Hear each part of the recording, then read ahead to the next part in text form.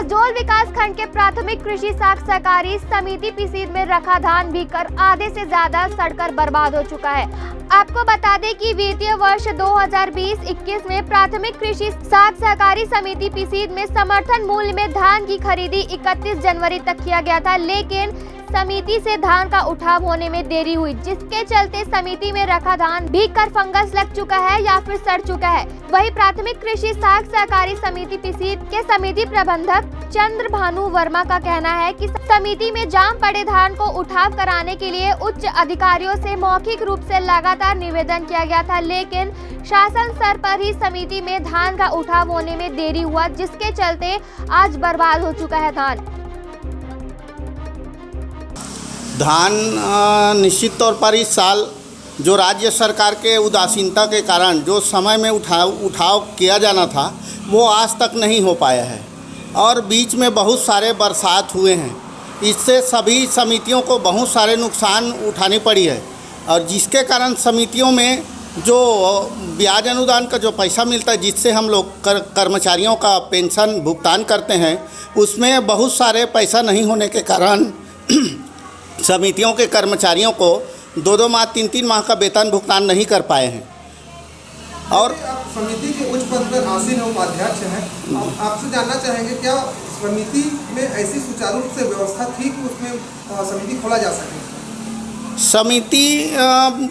समिति तो सरकार चाहता है कि वो बर्बाद हो जाए, उसका वो लक्ष्य नहीं है कि समिति के उत्थान के लिए।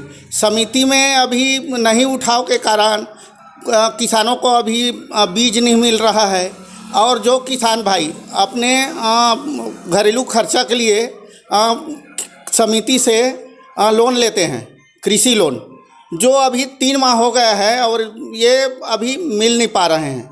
आपके समिति के सदस्य वर्मा जी का कहना है कि जो धान जो उठाव नहीं हो पाया, इसमें से केंद्र सरकार का पूरा हाथ है। इसके समय आप क्या कहेंगे?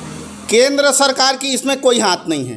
राज्य सरकार अपना अलग से नज़रिया रखते हैं और केंद्र सरकार के निर्देशन पर उनको धान चावल लेने के लिए बोले हैं, आर्डर देते हैं और उससे छत्तीसगढ़ सरकार केंद्र सरकार को चावल नहीं देकर अपने निजी स्वार्थ और अपने कांग्रेसी कार्यकर्ताओं को जेब भरने के लिए ये सब ढुलमुल रवैया अपना करके अपने ठेकेदार और अपने लोगों को फ़ायदा पहुंचाने के लिए समिति को बर्बाद कर रहे हैं।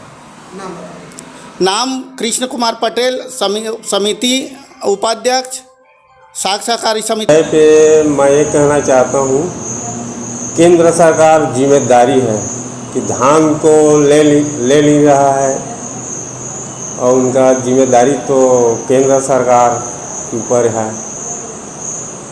वर्तमान में बात करें, छत्तीसगढ़ में कांग्रेस का सत्ता है और वहीं विधानसभा की बात करें तो कसडोल विधानसभा से कांग्रेस की विधायिका हैं जो अभी वर्तमान में संसदीय सचिव भी हैं। आप खुद एक ब्लॉक कांग्रेस कमेटी के अध्यक्ष हैं और साथ ही साथ आप एक साख समिति के अध्यक्ष भी हैं, सदस्य हैं। बावजूद आप अपने समिति को नहीं बचा पाए इस भारी लाखों के नुकसान से। इस विषय में आपका क्या कहना है? देखिए, वो तो पानी ऊपर चढ़ा, हम तो पूरा तैयारी के साथ बचाव पक्ष में थे और नान वाले को बार बार लगा रहे थे और इसमें धाने उठा नहीं ले रहे केंद्र सरकार, तो उसमें हमारी क्या गलती? सत्ता पक्ष से हैं, वर्तमान में भी अब बहुत बात करें तो आप कांग्रेस कमेटी के अध्यक्ष भी हैं, तो आपने इस नुकसान से बचाव के लिए साख समिति के प्रबंधकों के लिए क्या सुचारू रूप से व्यवस्था किया है? हमने पूरा निर्देश कर दिए थे कि आप सुरक्षित व्यवस्था बना के रखें और हमने भी जाकर निरीक्षण भी किया मौके पे। यहाँ 50,000 कुंटल खरीदी की गई थी। कब तक के धान की खरीदी की गई थी? ये 31 जनवरी तक से धान की खरीदी की गई थी। वर्तमान समय में समिति में कितना धान जाम अभी पड़ा हुआ है?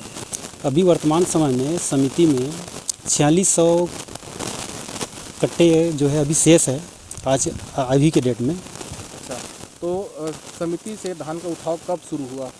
ये अभी 8 ही 10 दिन हुआ है जो शुरुआत शुरू से हुआ है।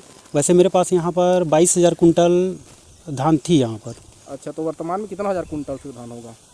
वर्तमान में अभी हमारे हिसाब से 2500 कुंटल तो दिख रहा है, परंतु क्या है बाकी शार्टेज में चला गया है।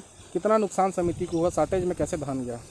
शार्टेज में इसलिए गया है कि बहुत सारा धान जो है मेरा सड़ गया है और नीचे का 2 छल्ली जो है वो आकस्मिक वर्षा के नाम से, चूहा के नाम से, इसके नाम से पूरा बोरा जो है बर्बाद हो चुका है। समिति के द्वारा धान को सहेज कर रखने के लिए क्या कुछ प्रबंध किया गया था? समिति के द्वारा डबल लेयर में हम लोग स्टेक लगाए थे, जो कि गड्ढे दबने के कारण और 2 लेयर का कोई मतलब यहाँ नहीं हुआ।